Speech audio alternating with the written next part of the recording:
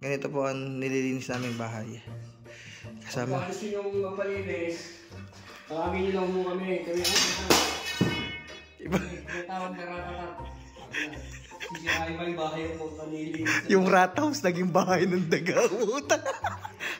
Gago. Bali, ito yung pinapalinis sa amin. Pero sinisira ng kasama ko.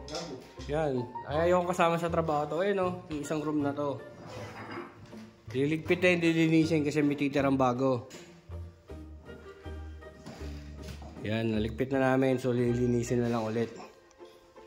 Tinanggal namin yung mga gamit na nakalagay dun sa ibang parte ng bahay na to, di ba?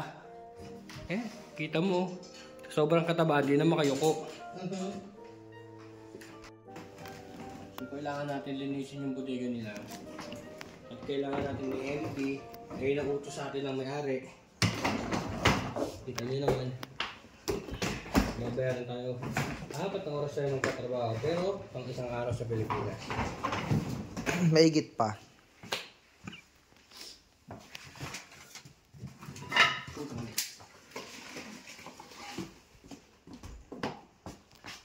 Dapat dito wala kang pinipili.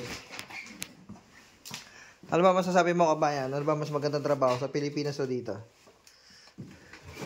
Mas maganda dito syempre. Dahil? Mas malaki ang cost of living. Alam niyo yung mga kabayan. Marami ng corrupt sa atin.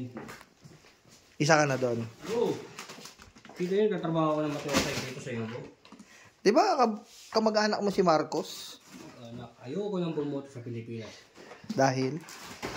Maraming corruption. Gusto ko maging anak ng kung ano yung contractor. Ano to? Vacuum. Vacuum kapalat naman.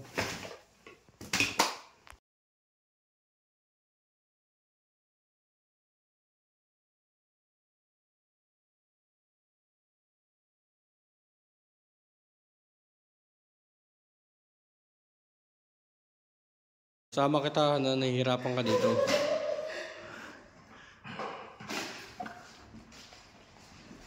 Ito kumita ng euro. Tapos ibababa, papunta ng 3rd floor. Lahat ng gamit. Buhatin mo. Tayo na. Para makita nilang napakahina mo sa buhatan.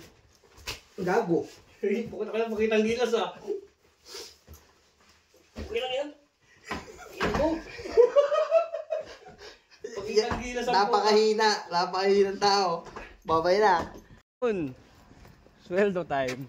Nasaan yung sweldo tayo? Sweldo time. Tayo doon sa sweldo. Meron kang 50 euro. Tangina, malaki-laki na to. 3 hours na trabaho. Libre pagkain. Ito, ikaw na. Bago gusto mo na.